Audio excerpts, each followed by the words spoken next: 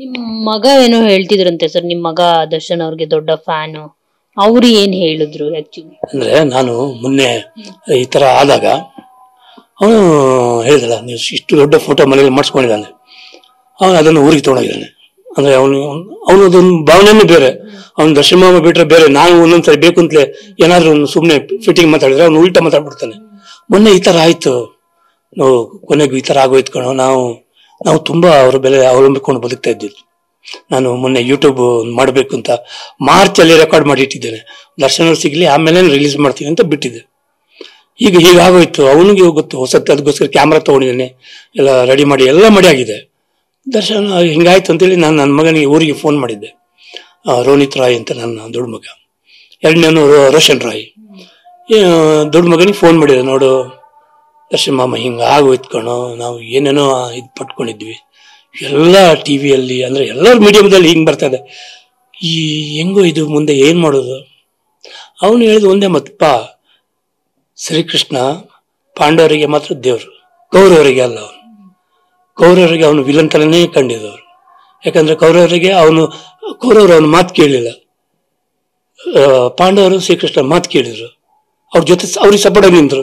ಆದ್ರಿಂದ ದೇವರು ಶ್ರೀಕೃಷ್ಣ ಪಾಂಡವರಿಗೆ ಮಾತ್ರ ದೇವರಾಗಿದೆ. ಹಾಗೆ ನಮ್ಮ ಪಾಲಿಗೆ ಮಾತ್ರ ಯಾರಿಗೆ ಏನೇ ಆದ್ರೂ ನಮ್ಮ ಪಾಲಿಗಪ್ಪ ಅಂತ ಮಾಮ ದೇವರು ಅಷ್ಟೇ.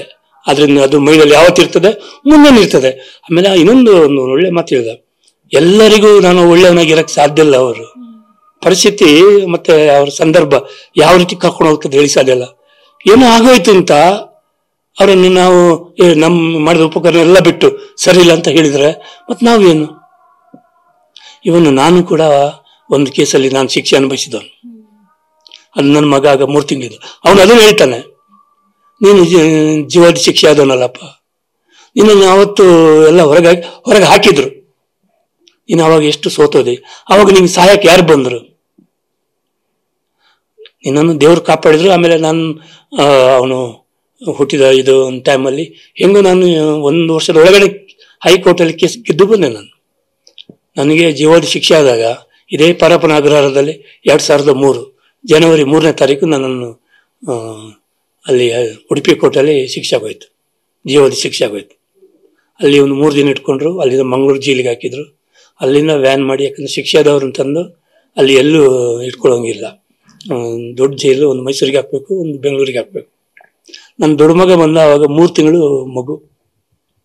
ಆ ಟೈಮಲ್ಲಿ ನನಗೆ ಈ ಥರ ಆಗಿದೆ. ಅಂದ್ರೆ ನಾನು ಚಿತ್ರರಂಗನ ತುಂಬ ಅವಲಂಬಿಸ್ಕೊಂಡು ಬದುಕ್ತಾ ಇದ್ದೆ. ನಂಗೆ ಅದು ಇಲ್ಲೇ ಬದುಕಬೇಕು, ಇಲ್ಲೇ ಹೆಸರು ಮಾಡಬೇಕು ಅಂತ. ಆ ಟೈಮಲ್ಲಿ ಇನ್ನೇನು ಪೀಕಲ್ಲಿ ಇರ್ಬೇಕಾದ್ರೆ ನನಗೆ ಈ ಥರ ಆಗೋಯ್ತು.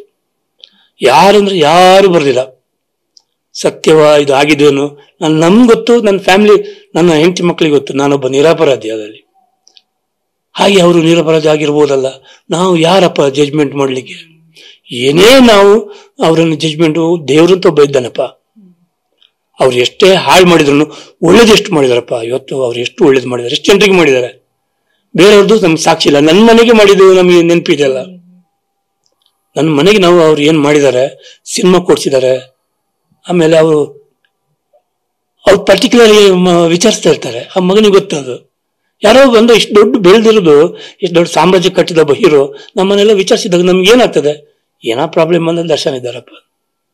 ಇವತ್ತು ದರ್ಶನ್ ಅವ್ರಿಗೆ ಹಿಂಗಾಗಿದೆ, ಒಂಥರ ಇದು ಬೇರೆ. ಬಟ್ ನಾವು ನಂಬ್ಕೊಂಡಿರ್ತೀವಿ, ಏನು ದೊಡ್ಡ ತೊಂದರೆ ಆದ್ರೆ ಒಬ್ಬ ದೊಡ್ಡ ವ್ಯಕ್ತಿಯಾಗಿ ಬೆಳೆದಿರುವವರು. ಇವಾಗ ಹಿಂಗಾಗಿದಲ್ಲ, ನಾವು ಏನೇ ಆದ್ರೂ ಪಾಪ ನಾವು ದರ್ಶನ್ ಅವರಿಗೆ ಯಾವತ್ತಿದ್ರು ಚಿರಋಣಿಯಾಗಿರ್ಬೇಕು. ನಾವು ಹಂಗೇನಿರೋಣ, ಮಿಕ್ಕಿದವರಿಗೆ ಅದು ಏನ್ ಬೇಕಾದ್ರೆ ಹೇಳ್ಕೊಳ್ಳಿ, ನಾವು ಈ ತರ ಇರ್ಬೇಕು. ಆಮೇಲೆ ದೇವರಂತ ಒಬ್ಬ ಇದ್ದಾನೆ. ಸಿಚುವೇಶನ್ ಹೇಗಿದೆ, ನೀನು ಕೇಸ ಅಂದ್ರೆ ನಾನು ಕೇಸ ಅನುಭವಿಸಿದ್ದಾಗ ಅವನಿಗೆ ಹೇಳಿದ್ದೀನಿ, ನಾನು ಮಕ್ಕಳ ಹತ್ರ ಮುಚ್ಚುಮರೆ ಮಾಡಿಲ್ಲ. ನಾನು ಇರ್ಲಿಲ್ಲ ಕಣು, ನಾವು ಬೈದಿದ್ವಿ, ಜಗಳಾಡಿದ್ವಿ. ಯಾರೋ ಅದನ್ನು 2 ದಿನ ಬಿಟ್ಟು ಕೆಣಕಿ ಅದನ್ನು 3ನೇ ವ್ಯಕ್ತಿ ಕೆಲಸ ಮುಗಿಸ್ಕೊಂಡು ಹೋದ. ನನ್ನ ಕುತ್ತಿಗೆಗೆ ಬಂತು. ಎಲ್ರು ಆ ಟೈಮಲ್ಲಿ ನಾನೊಬ್ಬ ಫ್ಯಾಮಿಲಿ ದುಡ್ಡಿನವನು, ಪೊಲೀಸರೆಲ್ಲ ದುಡ್ಡಿದೆಲ್ಲ ಸ್ವಲ್ಪ ಇವ್ರ ಮೇಲೆ ಇರಲಿ, ದುಡ್ಡು ವಸೂಲು ಮಾಡು, ಹಾಗೆ ಬಂದದ್ದು ತಲೆ ಮೇಲೆ ಬಂದ್ಬಿಡ್ತು.